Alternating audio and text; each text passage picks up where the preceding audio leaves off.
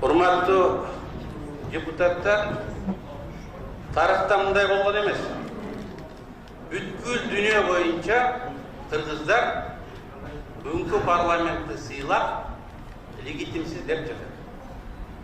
Парламенттин жетекчиси Москвага барганда, мамлекеттик думанын алдында Москвада жүргөн кыргыздар бизди мыйзамсыз деп сыйлап алгандыгын билдирип, пикетке чыкты. Мындай мурун болгон эмес.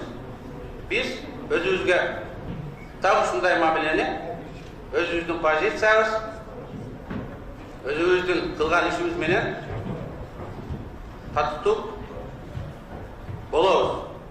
Ошондуктан мен жоопкерчилик менен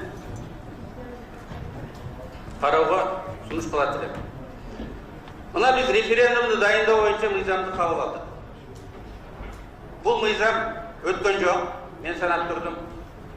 Процедураларды бузуу жол менен кетти. Зордук менен референдумга салып койгондо да бул мыйзамды кийин референдумдун жыйынтыгын мыйзам иштеп аткабай койгонго толук негиз бар. Эмне үчүн? Бул мыйзам бюджеттен чыгымдарды талап кылат. 80-нчи Конституциянын статьясы боюнча мындай мыйзам өкмөттөн тыянат. Или финанслоо каражатын таап өкмөттүн макулдугу берилгенден кийин гана каралыш керек. Андай кагаз эч кимден азырмага көргөзө албайсыңар. Сурак да койгонубуз жок. Канча акча кетет, бюджетте кирдиби деп, өкмөттүн макулдугу барбы деп. Бул бир.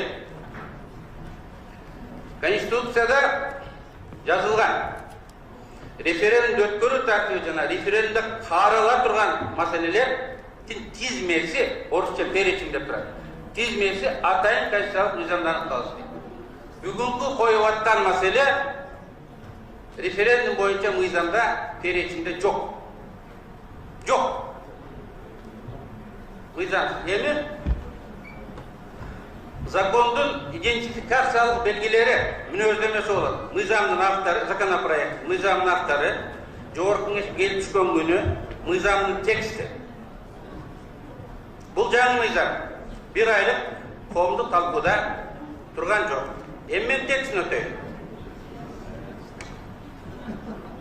Мага капа болушпайт деп ойлойм. Референдум боюнча мыйзамда мындай деп жазылып турат. Конституцияга өзгөртүү киргизүүнү талап кылган маселелер 3/2 добуш менен демилгеленет жана 3/2 добуш менен кабыл алынат. Бул сөзсүз түрдө Конституцияга өзгөртүүнү талап кылган маселе. Сөзсүз түрдө. Эми закондун текстин карайлык. О назначении референдума по определению государственного устройства дейт. Урматтуу депутаттар, урматтуу авторлор, учебникте на Керезбек Фолтрат мугалим. Учебникте карап койгула. Государственное устройство деген 3 эле түрү бар. Бул мамлекеттин территориалдык түзүлүшүн аныктайт. Унитардык, федералдык, конфедеративдик деген 3 түрү бар. Биз эмне? Федерация болуп кеткен атабыз. Биз эмне? Конфедерация болуп тарап кеткен атабыз. Названиясы отурган деле тышчык болуп конфедерация болуп атпайбыз. Тыкка тарайбыз анда. Эми скобкада ошону тактап коелук деген бу форма государственного управления деп коюптур. Управление менен правлениянын айырмасы бар. Правление бийик. Управление деген мамлекеттик аткаруу бийликтеринин өкмөт койгон, парламент койгон тапшырманы аткаруу иш-аракеттери. Ошону уюштуруунун жолдору деп учебникте жазылып турат. Мынакей Керезбек Фолтрат.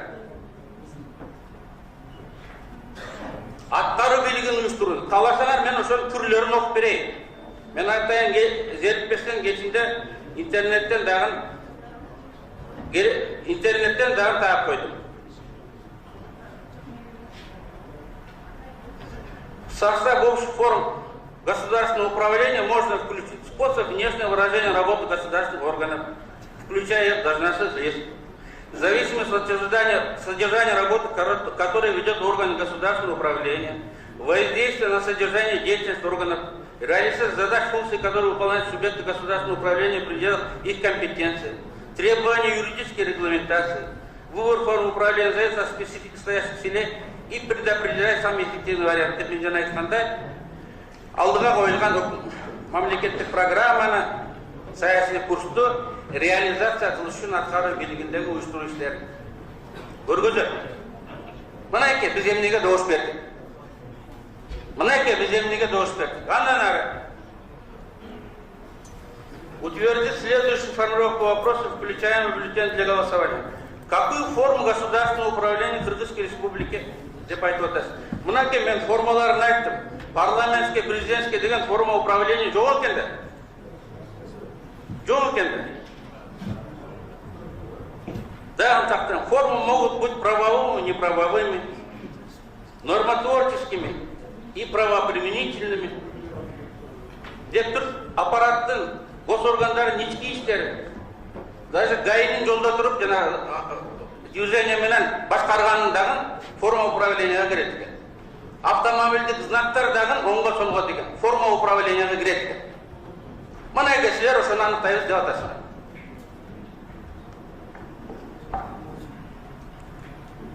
Президентская, парламентская деген форма управления жоқ илимде, учебникте де жоқ. Юридикалык чоң энциклопедияда жоқ. Ушулойду айтайлык десем, укпастар мынакей дауыс берип койду. Мындай референдумду эч ким признавать этпейт.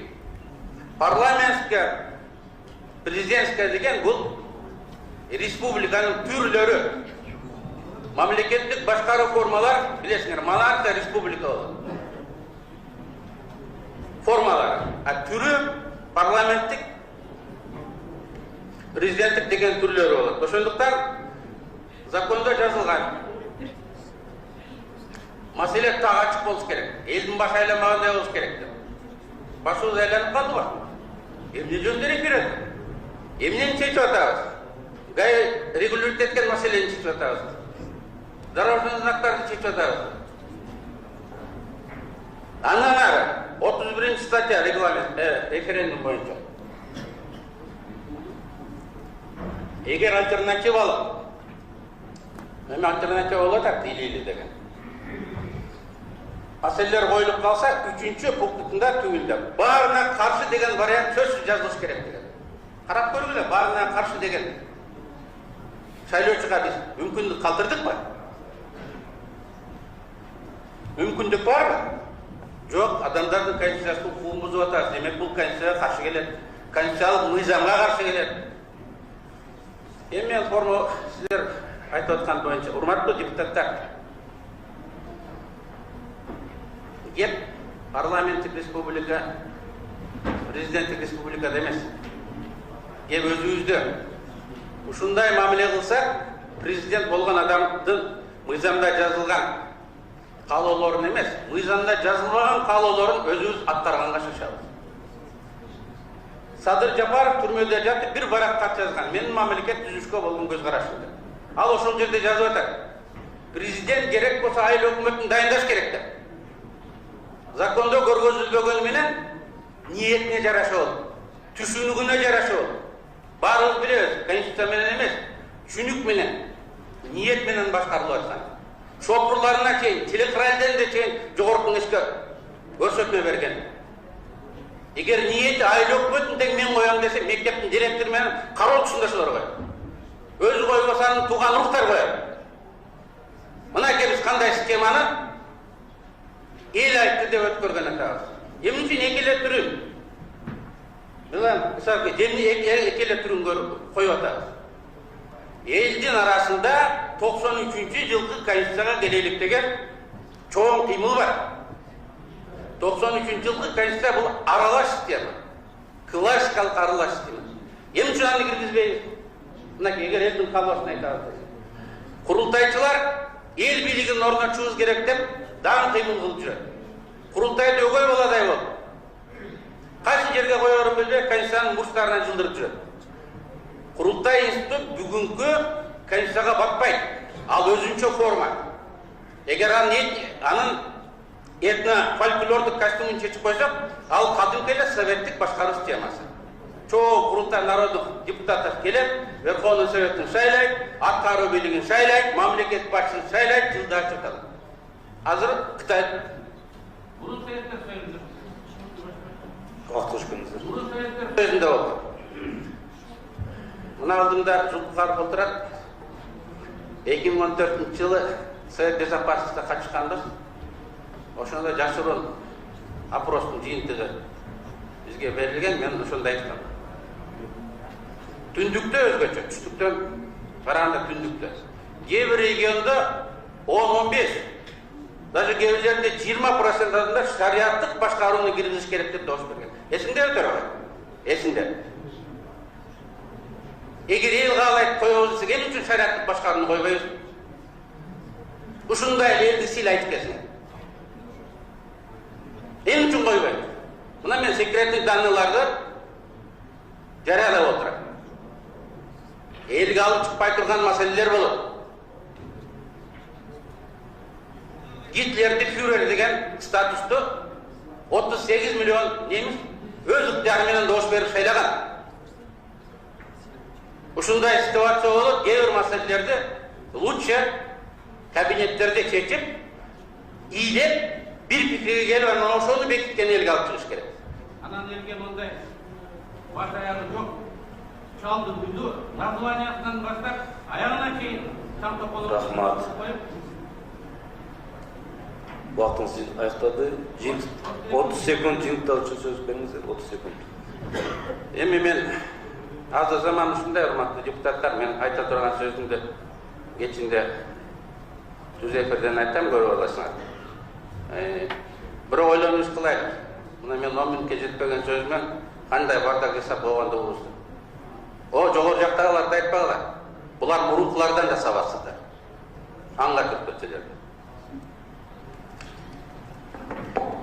Рахмат. Талкуу иретине чыкты, суроо жооп болжо да болбойт. Өзүнүн ой пикирин айтты, учуркеш.